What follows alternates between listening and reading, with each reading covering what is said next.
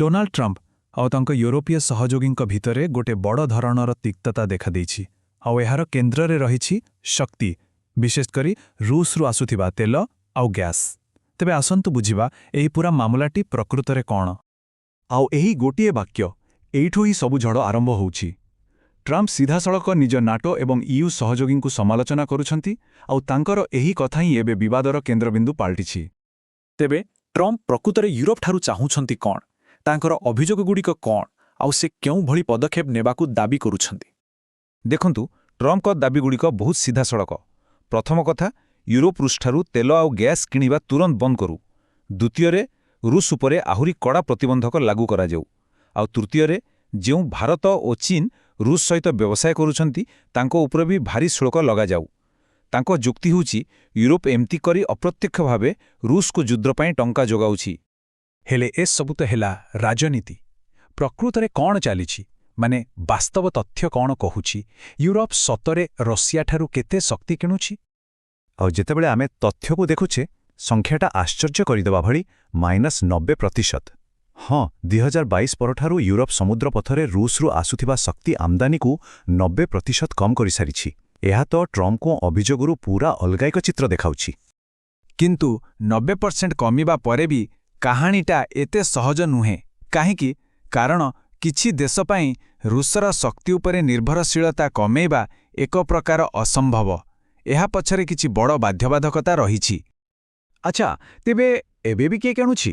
ମୁଖ୍ୟତଃ ଦୁଇଟି ଦେଶ, ସ୍ଲୋଭାକିଆ ଆଉ ହଙ୍ଗେରୀ।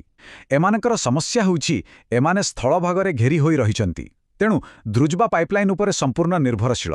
ଏପରିକି ନାଟୋର ସଦସ୍ୟ ଥିବା ତୁର୍କୀ ମଧ୍ୟ ରୁଷରୁ ଶକ୍ତି କିଣିବା ଜାରି ରଖିଛି। ଆଉ ଏଇଠି ଆସୁଛି ୟୁରୋପର ସବୁଠୁ ବଡ଼ ସମସ୍ୟା, ତାଙ୍କର ଶକ୍ତି ଦ୍ୱନ୍ଦ୍ୱ। କାହିଁକି ସେମାନେ ରୁଷର ଶକ୍ତିକୁ ଗୋଟେ ସୁଇଚ୍ ବନ୍ଦ କଲାଭଳି ବନ୍ଦ କରିପାରିବେନି? ତା ପଛରେ ଅନେକ ଜଟିଳ କାରଣ ରହିଛି। ତେବେ ପ୍ରଶ୍ନ ଉଠୁଛି, ଏହି ଦେଶଗୁଡ଼ିକ କାହିଁକି ଏହି ନିର୍ଭରଶୀଳତାରୁ ବାହାରି ପାରୁନାହାନ୍ତି? କ'ଣ ଅସୁବିଧା ହେଉଛି? ଦେଖନ୍ତୁ, ମୁଖ୍ୟତଃ ତିନିଟା ବଡ଼ କାରଣ ଅଛି। ପ୍ରଥମଟା ହେଲା ବ୍ୟବହାରିକ ସମସ୍ୟା।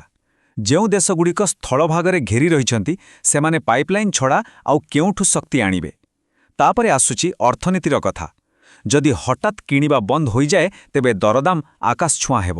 ଆଉ ଶେଷରେ ସବୁଠୁ ବଡ଼ କଥା ହେଲା ରାଜନୀତି। ଯଦି ଏମାନଙ୍କୁ ବାଧ୍ୟ କରାଯାଏ ତେବେ ଇୟୁ ଓ ନାଟୋ ମେଣ୍ଟ ଭିତରେ ହିଁ ଫାଟ ସୃଷ୍ଟି ହୋଇପାରେ। ହଉ, ଏବେ ଟିକେ ବଡ଼ ଚିତ୍ରକୁ ଦେଖିବା। ଏହି ଝଗଡ଼ାର ପ୍ରଭାବ ପୁରା ଦୁନିଆ ଉପରେ କେମିତି ପଡ଼ୁଛି ତାର ଅର୍ଥନୀତିକ ଆଉ କୂଟନୈତିକ ଦିଗଗୁଡ଼ିକୁ ବୁଝିବା। ଯେକୌଣସି ବଡ଼ ଘଟଣାରେ କିଏ ଲାଭ ଉଠାଏ ତ କିଏ କ୍ଷତି ସହେ। ଏଠି ବି ଠିକ୍ ସେମିତି ହେଉଛି। ଯେମିତି ୟୁରୋପ ରୁଷଠୁ ଦୂରେଇ ଯାଉଛି, ଫାଇଦା କାହାର ହେଉଛି?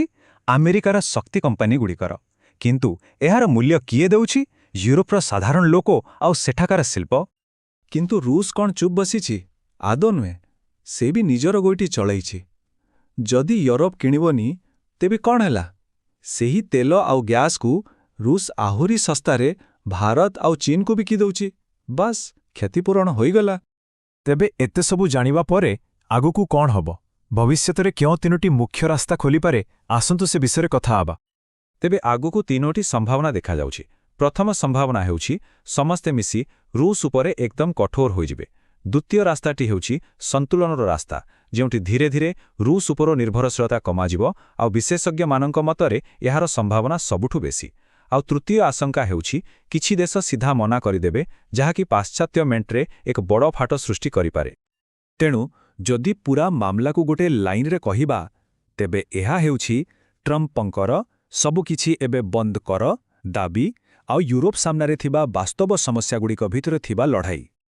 ଆଉ ଶେଷରେ ଏହି ଗୋଟିଏ ବଡ଼ ପ୍ରଶ୍ନ ରହିଯାଉଛି, ଶକ୍ତି ପାଇଁ ସ୍ୱାଧୀନ ହେବାର ଯେଉଁ ଅର୍ଥନୈତିକ ମୂଲ୍ୟ ଦେବାକୁ ପଡ଼ିବ, ସେଇଟା କ'ଣ ପାଶ୍ଚାତ୍ୟ ଦେଶଗୁଡ଼ିକର ସବୁଠୁ ମଜବୁତ ସମ୍ପର୍କଗୁଡ଼ିକୁ ଭାଙ୍ଗିଦେବ?